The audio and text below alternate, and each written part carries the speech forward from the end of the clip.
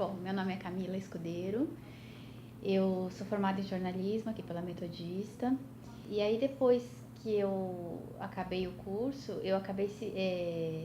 trabalhei muito tempo no mercado, mas paralelo a isso fui seguindo a carreira acadêmica, então fui para a PUC fazer 2 lato sensu, depois voltei para a Metodista para fazer o mestrado em comunicação também, na área de mídia comunitária, e depois eu fui para a Federal do Rio para fazer o doutorado, e lá na Universidade Federal do Rio de Janeiro, de lá surgiu a oportunidade de ir para a Universidade de Chicago, fazer uma parte do doutorado lá, então fiquei um ano morando lá em Chicago também. A minha formação dessa parte acadêmica é toda voltada para pesquisas em área sobre comunidades, né? Então, especificamente comunidades de imigrantes, eu tenho focado esses últimos trabalhos.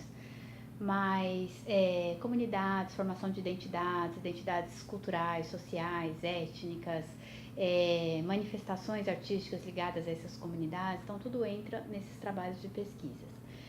São pesquisas que estão ligadas a essas universidades que eu falei, mas também tem pesquisas paralelas. Então, durante um bom tempo eu fui bolsista da Biblioteca Nacional do Rio de Janeiro, onde eu desenvolvi uma pesquisa lá também sobre os jornais de comunidades de imigrantes que estavam guardados no acervo deles. Também fui bolsista do Real Gabinete de Língua Portuguesa, onde eu desenvolvi uma pesquisa sobre os jornais de língua portuguesa que circulam em Macau, na China, que eles fizeram uma parceria com o Instituto Internacional de Macau. E aí eu apresentei um projeto para estudar esses jornais, que Macau foi colonizado por Portugal, então lá eles falam português. Ainda que não tanto, né, mas então circulam muitos jornais ainda em língua portuguesa, e aí eu fiz uma pesquisa sobre esses jornais, o conteúdo, como é o português, etc. Então, na área acadêmica é mais ou menos esse percurso. Eu já trabalhei aqui também dando aula, na Federal do Rio também, mais ou menos esse percurso. Tenho 2 livros, um chama A Imprensa Imigrante do Rio de Janeiro, que foi resultado de quando o Rio de Janeiro completou 450 anos, faz uns 3 anos, a FAPERJ lançou um edital para angariar escritores e pesquisadores que pesquisassem alguma coisa relevante para o tema da cidade, né? E eu tinha uma pesquisa, na época eu apresentei um projeto de pesquisa que estudasse aos jornais de imigrantes que já foram publicados no Rio de Janeiro. Então esse livro é resultado dessa pesquisa. Então eu falo lá de jornais que circularam desde que praticamente os portugueses chegaram aqui e depois os primeiros imigrantes, a jornais que circulam ainda atualmente, né, e para diversas comunidades. Então a gente tem jornal voltado para a comunidade angolana, portuguesa, chinesa, enfim, as mais variadas nacionalidades. Então esse é um livro. E o outro livro, aí esse é de caráter mais teórico mesmo, que eu discuto o conceito de identidade cultural na imprensa imigrante também e nas comunidades. Então aí são revisões bibliográficas e também são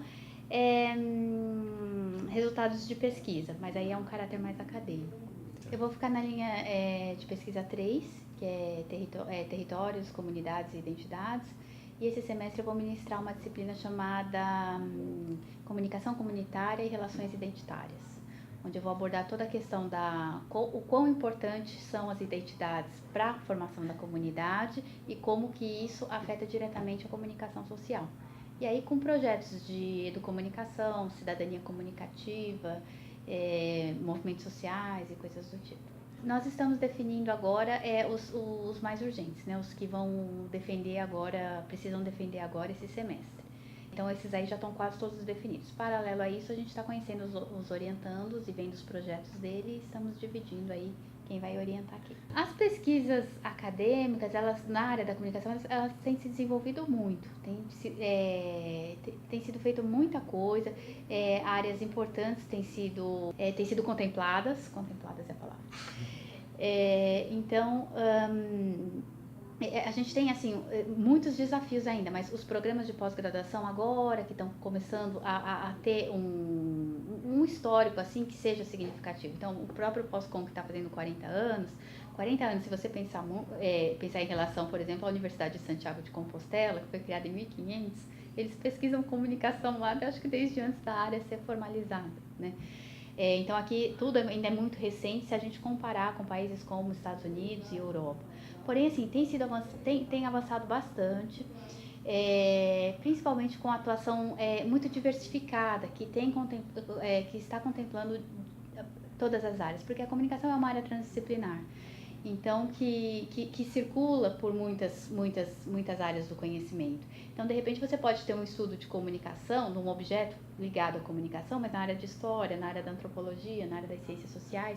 Então, isso acaba por espalhar muito, a área não fica tão concentrada no nosso campo, né?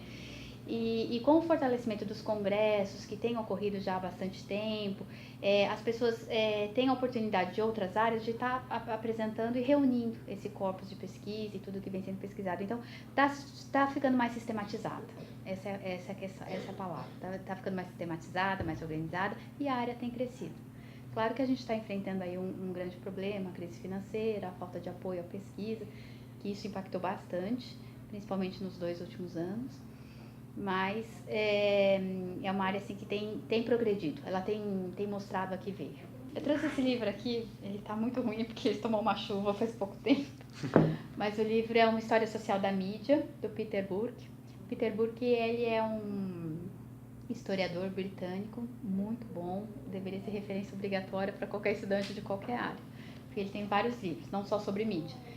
E nesse, particularmente de uma história social da mídia, ele faz uma análise da evolução dos meios de comunicação, como que foi impactando a sociedade de tempos em tempos. Então ele começa desde a prensa de Gutenberg, na impressão da Bíblia, em 1450, e chega até a internet. E o interessante é assim, que ele faz isso com um rigor, foi uma pesquisa muito profunda e um rigor metodológico muito grande.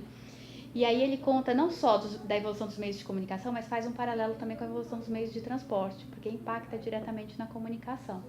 Então, por exemplo, o navio a vapor, as ferrovias, isso tudo contribuíram para agilizar as formas de comunicação da sociedade.